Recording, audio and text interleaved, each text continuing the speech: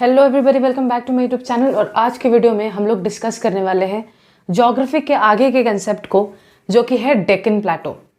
Peninsular प्लेटो का discussion हो रहा था, सेंट्रल हाईलैंड, ईस्टर्न हाईलैंड का डिस्कशन हो चुका था। अब हम लोग फाइनली डिस्कशन करने जा रहे हैं डेक्कन प्लेटो के बारे में। तो क्या बेटा, शब्द पे गौर करो, डेक्कन। डेक्कन शब्द से घबराना नहीं है। तुम एक संस्कृत में एक वर्ड जरूर सुने होगे, दक्षिण। सुना है या नहीं? मेरा हिंदी को प्लीज माफ किया जाए। दक्षिण। जो लोग हिंदी नहीं जानते, बेसिकली हो सकते जो बंगाली हो, फिर भी बंगाली अगर तुम हो तो तुम लोगों ने दक्षिण शब्द सुना होगा ना, विच मीन्स साउथ। तो दक्कन या डेक्कन शब्द जो है, ये भी दक्षिण शब्द से लिया गया है, जिसका साफ तौर पे मतलब होता है साउथ। तो इंडिया के साउथ की तरफ ये है डेक्कन प्लेटो, है ना? डिस्कशन कर लिया था हम लोगों ने। इंडिया के साउथ में ये डेक्कन प्लेटो है, इसलिए इसको डेक्कन कहते हैं, विच मीन्स साउथ। ठीक है, तो ये जो डेक्कन शब्द है, ये संस्कृत के शब्द दक्षिण से उठाया गया है, जिसका मतलब होता है साउथ। ठीक है दीदी, प्लेटो क्यों बोल रही है? अरे पहाड़ का तुम लोग जानते हो कि पहाड़ में एक दीदी शार्प, माउंटेन में एक शार्प पीक होता है। प्लेटोज में जो टॉप होता है वो फ्लैट होता है। ये बात तुम लोगों को बचपन से पता होना चाहिए। बचपन इन द सेंस क्लास 6-7 से ये पढ़ना शुरू कर देते हैं हम लोग कि प्लेटो उस टाइप के लैंडफॉर्म को बोला जाता है जो कि फ्लैट टॉप वाला होता है, जिसका ऊपर का हिस्सा फ्लैट होता है। तो यहां पर तुम लोग नोटिस करोगे, डेक्कन प्लेटो का इलाका जो याद होगा तुम लोगों को, सतपुरा से हम लोग इसका शुरुआत कर देते हैं। ये पूरा इलाका डेक्कन इसलिए बोलते हैं बिकॉज साउथ में है, एंड प्लेटो इसलिए क्योंकि ऊंचा है और फ्लैट टॉप वाला इलाका है। ठीक है, सबसे पहले हम लोग डिस्कशन करेंगे सतपुरा महादेव रेंज के बारे में। घबराना नहीं है, ब्लॉक माउंटेन है ये एक। सतपुरा महादेव रेंज एक ब्लॉक माउंटेन है। पर दीदी हमें तो पता ही नहीं है कि ब्लॉक माउंटेन का मतलब क्या होता है। एरिया की कमी है मेरे पास, तो अभी इतने से एरिया में ब्लॉक माउंटेन के किस्से को थोड़ा सा समझते हैं। देखो, ब्लॉक माउंटेन क्या था? हिमालय के केस में मैंने तुमको बहुत बेहतरीन तरीके से समझा दिया था। जब मैंने तुमको हिमालय के फॉर्मेशन के बारे में बताया था, मैंने तुमको बहुत अच्छे से समझा दिया था कि हिमालय कैसे एक फोल्ड माउंटेन है और कैसे वो डेवलप हुआ था। एक ब्लॉक माउंटेन देखो, दो तरीके से डेवलपमेंट इसका हो सकता है। देखो, हम लैंडफॉर्म का चैप्टर नहीं कर रहे हैं, चैप्टर कर रहे हैं इंडिया। तो जितना रिक्वायरमेंट है उतना ही बताऊंगी ताकि टॉपिक समझ में आए। देखो, केस 1 हम लोग ले रहे हैं कि मान लो ये जमीन का एक हिस्सा है। जमीन के इस हिस्से में एक क्रैक आ गया। ठीक है, ये बीच में 2 क्रैक आ गए हैं। अब मान लो कि ये वाला टुकड़ा, जस्ट ऐसे इमेजिन करो, एक केक था, केक का तुमने स्लाइस कट किया, जस्ट लाइक दैट जमीन के टुकड़े पे क्रैक आ गया है। अब अगर किसी कारणवश ये टुकड़ा इधर जाने लग जाए और ये वाला टुकड़ा इधर जाने लग जाए, तो व्हाट डू यू थिंक क्या होगा? ये देखो, ध्यान से देखो, ऑब्जर्व करो, ये टुकड़े ऐसे खिसकने लग जाए। इनके खिसकने के कारण बीच वाला हिस्सा नीचे धंस जाएगा, हाँ या ना? अरे भाई, नीचे ही धंसेगा ना, ऐसे बीच वाला हिस्सा नीचे धंस जाएगा। तो यहां जो 2 हिस्से हैं ये थोड़े ऊंचे नजर आएंगे, इनको हम बोलेंगे ब्लॉक माउंटेन। और जो नीचे धंस गया दीदी, वो तुम लोग जानते हो, इसको बोलते हैं रिफ्ट वैली। तो दीदी कुछ भी नहीं था, एक मान लीजिए एक पर्टिकुलर आपके पास पत्थर था, उस पर क्रैक आया। अरे पत्थर बोल रही हूँ तो भाई अर्थ के क्रस्ट का बात कर रही हूँ। उस पर क्रैक आया, 2 ये हिस्से साइड साइड मूव कर गए, बीच वाला हिस्सा दब गया। इससे ये दोनों हिस्से में ब्लॉक माउंटेन बन गया और बीच में बन गया रिफ्ट वैली। ये तुम जानते हो। अब दीदी केस 2 बताइए।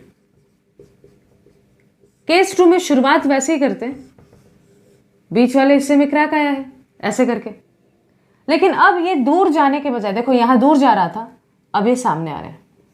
तो तुम सोचो ऐसे क्रैक्ड हिस्से हैं, अब ये हिस्से ऐसे सामने आ रहे, सामने आ रहे, सामने आ रहे, तो ये बीच वाला ऊपर उठ जाएगा भाई, बीच वाला ऊपर उठ जाएगा।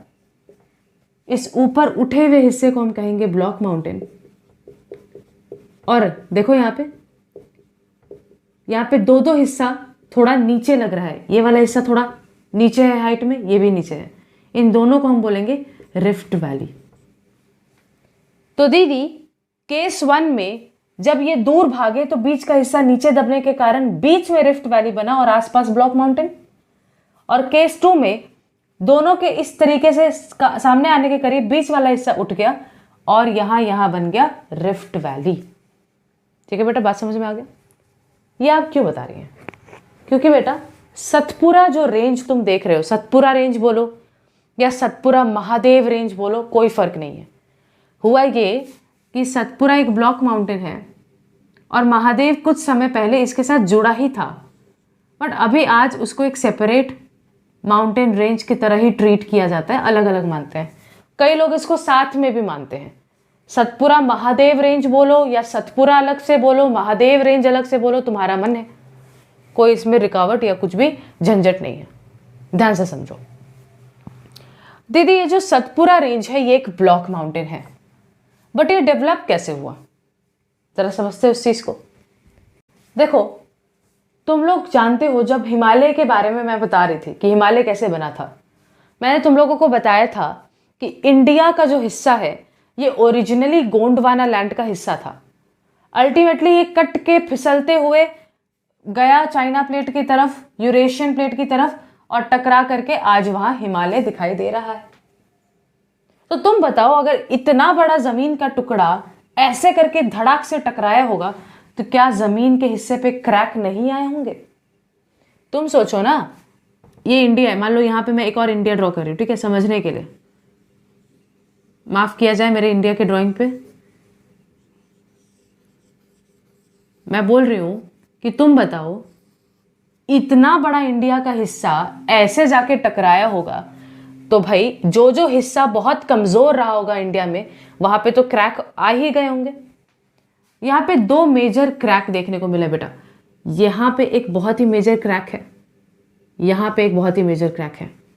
क्रैक होने के कारण लिटरली क्या हुआ देखो, ये दोनों हिस्सा साइड साइड से ऐसे दब गया, ये हिस्सा ऐसे दब गया। इनके दबने के कारण बीच वाला हिस्सा थोड़ा उठा हुआ नजर आ रहा होगा।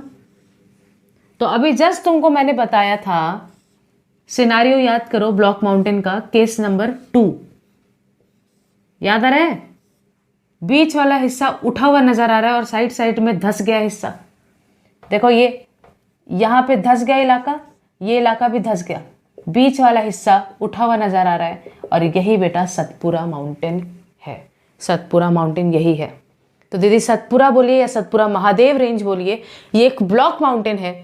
ये कैसे डेवलप हुआ दीदी? इतना बड़ा जब इंडिया का प्लेट टकराया था, याद है ना आपको, इंडिया का इतना बड़ा प्लेट जब टकराया था तो इंडिया में जो कमजोर वाले हिस्से थे उनमें क्रैक आने के कारण वो हिस्से दब गए और बीच का हिस्सा ऐसे उठ गया, जहां पे आज सतपुरा रेंज दिखाई दे रहा है। यहाँ पे ब्लॉक माउंटेन है। आई होप तुमको ये बात मेरा समझ में आया। एक बार नहीं आया तो रिवाइंड करके सुनो। दीदी यहाँ आप बोल रही हैं कि रिफ्ट वैली डेवलप हो गया है। जो लोग थोड़ा एडवांस आगे का पढ़ चुके हैं, थोड़ा बहुत इंडिया तो खुद भी पढ़े होगे तुम लोग, इसी रिफ्ट वैली में बेटा बहता है रिवर नर्मदा। हम लोग डिस्कस करेंगे रिवर वाले पार्ट में कि इसी में बहता है नर्मदा रिवर, और इसी रिफ्ट वैली में तापी रिवर भी बहता है। ठीक है, तो ये सतपुरा माउंटेन रेंज कैसे डेवलप हुआ ये हम बता दिए, और ये एक ब्लॉक माउंटेन है। ठीक है, इसका हाईएस्ट पीक बेटा याद रखो, सतपुरा, यहां पे मैं लिख दे रही हूं या लिखी नहीं हूं, सतपुरा या सतपुरा महादेव रेंज, इसका हाईएस्ट पीक है Dhupgarh. Dhupgarh, Dhupgarh is the highest peak of Satpura Mahadev range. ठीक है, याद रहेगा बिल्कुल। अब बेटा ज्यादा कुछ बताऊंगी नहीं, यहाँ पे एक छोटा सा बात और बता देती हूँ। यहाँ पे याद है मैकाल रेंज है, इसको पिछले वीडियो में कवर नहीं किया था इसलिए यहाँ पे बता दे रही हूँ। मैकाल रेंज जो है इसका हाईएस्ट पीक है अमरकंटक, याद रहेगा। मैकाल रेंज का हाईएस्ट पीक है अमरकंटक। ठीक है, तो दीदी सतपुरा रेंज एक ब्लॉक माउंटेन है, आपने पूरा उसका मैकेनिज्म समझाया कि भाई कैसे एक ब्लॉक माउंटेन ये बन गया। दूसरी बात आप बोल रही हैं कि जो मैकाल रेंज है इसका हाईएस्ट पीक अमरकंटक है। ठीक है बेटा, आई होप ये वाला पार्ट तुम्हारा क्लियर हो गया। अब आते हैं ये वाले हिस्से पे। याद होगा तुम लोगों को कि इसको मैंने बुलाया था महाराष्ट्र प्लेटो। महाराष्ट्र प्लेटो। तो दीदी आपने यहां पे लिखा है कि महाराष्ट्र प्लेटो का एक और नाम है, आपने स्लैश देकर लिखा है डेक्कन ट्रैप। ये क्या है, जरा इसको तरीके से समझते हैं। Let me rub all this things, if you want to take a screenshot please do. Okay बेटा, महाराष्ट्र प्लेटो क्या है दीदी, ये ध्यान से समझते हैं, कुछ भी हार्ड नहीं है। पहली बात तो महाराष्ट्र प्लेटो यानी कि मैं इलाका दिखा दे रही हूं क्योंकि मैप पॉइंटिंग में भी आ सकता है ये वाला इलाका पूरा। इसको बेटा डेक्कन ट्रैप भी बोला गया है। क्यों, क्या है दीदी यहाँ पे इसको डेक्कन ट्रैप बुलाने लग गई आप, जरा ध्यान से समझना। ये डेक्कन शब्द क्यों यूज किया है ये तो तुमको समझ में आ गया ना दीदी, साउथ में है इसलिए डेक्कन शब्द यूज किया है। Very good. ये ट्रैप कहां से आ गया, ट्रैप इंग्लिश वाला ट्रैप है क्या जिसका मतलब होता है किसी को कब्जा कर लेना? नहीं, ये ट्रैप स्वेडिश वर्ड है।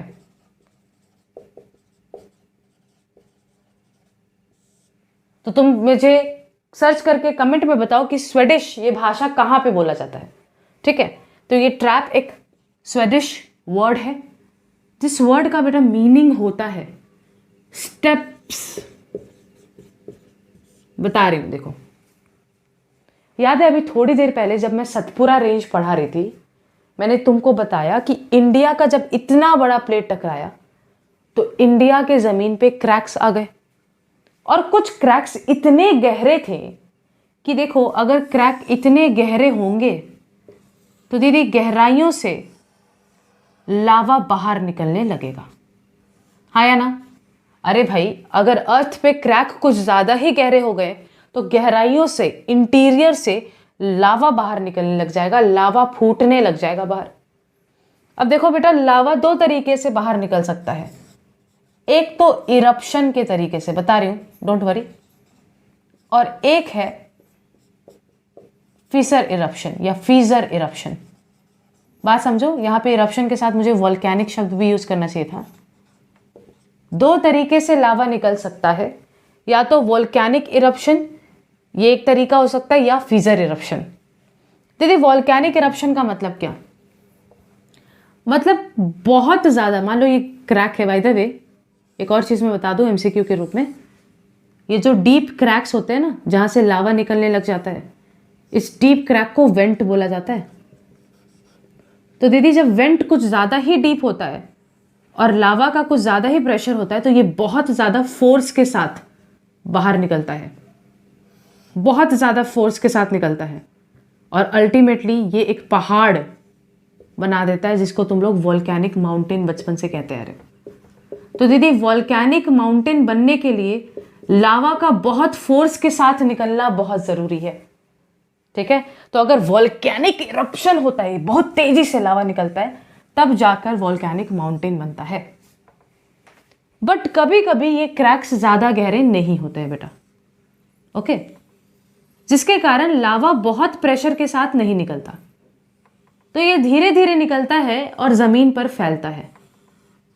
तो मान लो ये लावा निकला और जमीन पे फैल गया, ये फर्स्ट लावा का लेयर डिपॉजिट हो गया, अक्यूमुलेट हो गया। ठीक है, कुछ समय बाद दोबारा लावा निकला, ये सेकेंड लेयर डिपॉजिट हुआ, ये सेकेंड लेयर डिपॉजिट हुआ, फिर लावा निकला, थर्ड लेयर डिपॉजिट हुआ। तो क्या तुम्हें दिखाई दे रहा है, इस बार कोई पहाड़ नहीं बनेगा, कोई वोल्केनिक माउंटेन नहीं बनेगा, इस बार कुछ सीढ़ियों जैसा लैंडफॉर्म बन रहा है। देखो step like feature, first deposition हुआ ये पहला लेयर, सेकेंड डिपोजिशन ये second layer, third deposition third layer. तो जब लावा, देखो फीजर इरप्शन का मतलब समझा रही हूं, जब लावा बहुत ही धीरे धीरे निकलता है, बहुत ही कम स्पीड में निकलता है, इस तरीके के इरप्शन के प्रोसेस को हम फीजर इरप्शन बोलते हैं। जब लावा बहुत ज्यादा बुलंदी से, बहुत ज्यादा स्पीड के साथ नहीं निकल रहा है, बहुत ही धीमे धीमे स्लोली नाइसली जेंटल इंसान की तरह, जेंटल चीज की तरह निकल रहा है भाई, तब उसको हम फीजर इरप्शन बोलते हैं। और ऐसे केस में स्टेप लाइक फीचर डेवलप हो जाते हैं। तो दीदी हुआ ये कि आज से 6 से 12 करोड़ साल पहले, ओ माय गॉड 6 से 12 करोड़ साल पहले, जब इंडिया का प्लेट टकरा कर बहुत सारे क्रैक्स बने थे, तो यहाँ खास करके डेक्कन ट्रैप वाले इलाके में क्रैक्स को ज़्यादा गहरे होने के कारण यहाँ पर लावा फ्रीजर इरप्शन के रूप में निकल रहा था। आज से 16 से 12 करोड़ ईयर्स साल पहले ये खास करके जो इलाका था, यहाँ पे क्रैक्स के ज़रिए लावा फ्रीजर इरप्शन यानी धीमे धीमे निकलकर जमा हो रहे थे। इसके कारण यहाँ पे पहला लेयर जमा, फिर थोड़ी देर बाद सेकेंड लेयर जमा, फिर तीसरा लेयर जमा, ऐसे लेयर वाइज जम गया और सीढ़ियों जैसा आकार बन गया। इसी को बोल रहे हैं कि स्टेप लाइक फीचर डेवलप हो गया, और इसी को स्वीडिश भाषा में ट्रैप कहा गया है। देखो, ट्रैप का स्वीडिश भाषा में मीनिंग क्या है? स्टेप्स, सीढ़ियाँ। तो यहाँ पे दीदी स्टेप लाइक फीचर डेवलप हो गया। तो एग्जाम में क्वेश्चन आता है कि डेक्कन ट्रैप क्या था, या डेक्कन ट्रैप मार्क करके दिखाओ। तो भाई महाराष्ट्र प्लेटो को ही डेक्कन ट्रैप बोलते हैं। क्यों?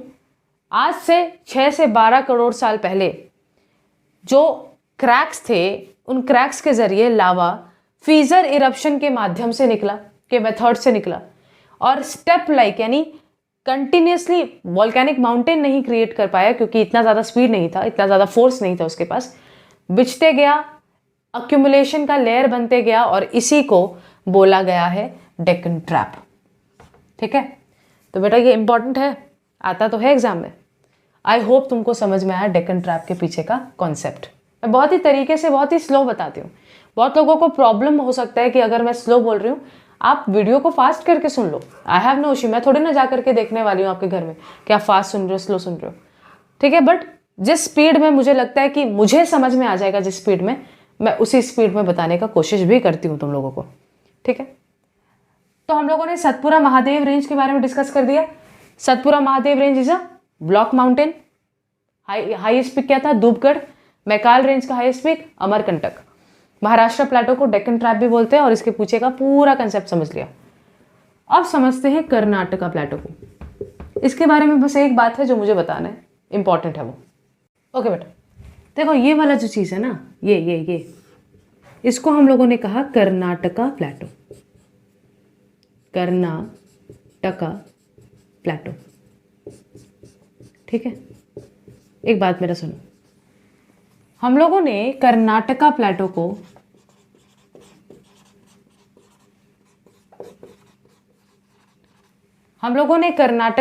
को दो हिस्सों में डिवाइड किया है, 2 डिविजन्स। हम लोगों ने कर्नाटका प्लेटो का 2 डिवीजन किया है। ठीक है, अच्छा, डिवीजन को बोला गया है मालनाद। अरे तुम्हारे बुक में दिया हुआ है ना, ये पढ़ना है इसको, मालनाद। और दूसरा डिवीजन है मैदान। जो लोग पहली बार इंडिया चैप्टर पढ़ रहे हैं उनको भी ये बात पता होना चाहिए, मैंने बता चुका है, ये तो मैं बता ही चुकी हूँ। यहाँ पे वेस्टर्न घाट है ना, वेस्टर्न घाट यहाँ पे है भाई, हम सबको पता है। तो क्या मैं बोल सकती हूँ कि मान लो ये पूरा हिस्सा, ये पूरा का पूरा हिस्सा कर्नाटका प्लेटो। आई नो कि ऐसा नहीं दिख रहा है भाई, बट मैं भी बनाने के लिए बता रही हूँ। तो यहाँ से कोने से, कहीं कोने से वेस्टर्न घाट गुजर रहा होगा, देखो कहीं कोने से वेस्टर्न घाट गुजर रहा होगा। तो कर्नाटका प्लेटो को अगर मैं देखो इक्वल डिवीजन तो मैं खैर नहीं कर सकती क्योंकि यहाँ पे कोई लाइन नहीं टना हुआ है, लेकिन हम लोग विजुअलाइज जब करते हैं तो चीज़ें जल्दी याद होती हैं। बताने से ज़्यादा अच्छा है कि विजुअलाइज कर लिया जाए। ठीक है, तो मान लो कर्नाटका प्लेटो को मैंने 2 हिस्सों में बांटा। तो हम जानते हैं दीदी, जो हिस्सा वेस्टर्न घाट यानी इस पहाड़ी इलाके के करीब होगा, यानी ये वाला हिस्सा, ये थोड़ा ज़्यादा ऊंचा होगा, क्योंकि भाई ये तो पहाड़ी इलाके के करीब है, तो यहाँ का ऊंचाई ज़्यादा होगा, यहाँ का ऊंचाई थोड़ा कम होगा। तो यहाँ पे जो हिली रीजन है, थोड़ा पहाड़ी इलाका है जो कि वेस्टर्न घाट के करीब है, इसको बोला गया है मालनाद। ठीक है, और ये वाला हिस्सा जो बिल्कुल ही फ्लैट लैंड है, यहाँ पे ऊंचाई बहुत कम है, इसको बोला गया मैदान। देखो मैदान शब्द से ही समझ में आता है, बहुत ही ओपन फील्ड या ओपन फ्लैट लैंड होगा। तो अगर एग्जाम में क्वेश्चन आता है कि मालनाड क्या है या मैदान क्या है, शॉक में मत आ जाना कि ये कहाँ से आ गया, भाई यहीं से आया है।